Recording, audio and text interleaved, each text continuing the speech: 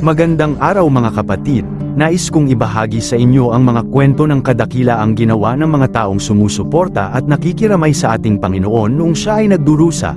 Sana maging isang inspirasyon ang mga nilalaman ng video na ito sa ating buhay, na maging matapang sa anumang haharapin ng mga pagsubok at ang patuloy na pagkamatulungin sa iba.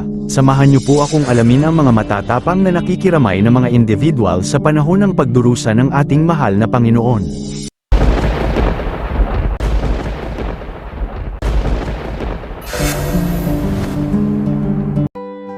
Ang pagdurusa ni Jesus ay isang mahalagang bahagi ng Kristiyanong pananampalataya, na naglalarawan sa kanyang pagdurusa at kamatayan sa krus.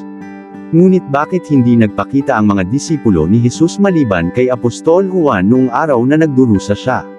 Maaaring natakot ang mga disipulo sa mga kahihinatnan ng pagiging nakita na kasama ni Jesus sa panahon ng kanyang pagdurusa.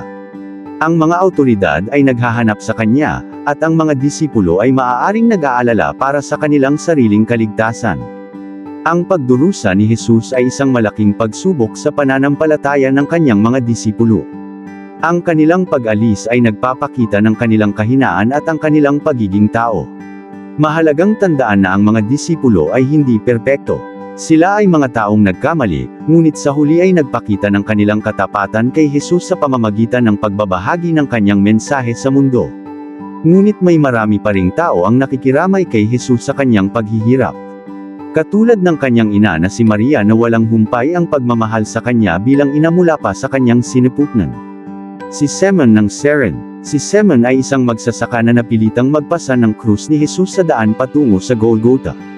Na kahit hindi niya kilala ng lubusan si Jesus, ay inaalay pa rin niya ang kanyang lakas upang pasanin ang krus.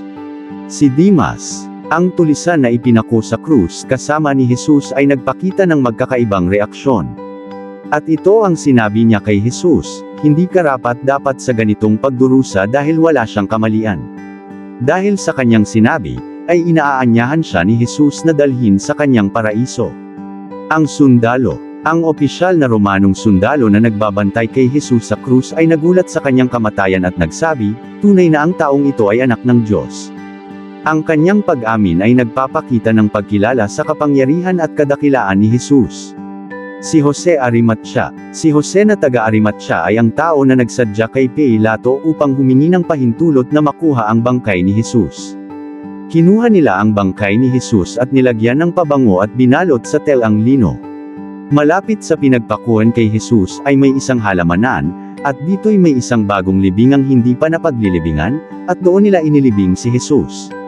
At ayon sa tradisyon ng Katoliko ang mga taong ito maliban kay Dimas ay sama-sama na sa mga apostoles upang ibahagi ang kanilang mga naranasan.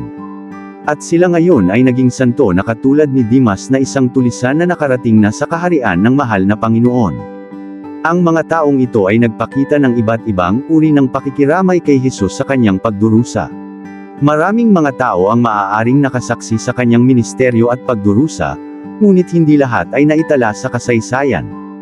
Ang kanilang mga kwento ay nagbibigay ng inspirasyon sa mga tao na magpakita ng pakikiramay sa mga taong nagdurusa at magbigay ng suporta sa mga nangangailangan.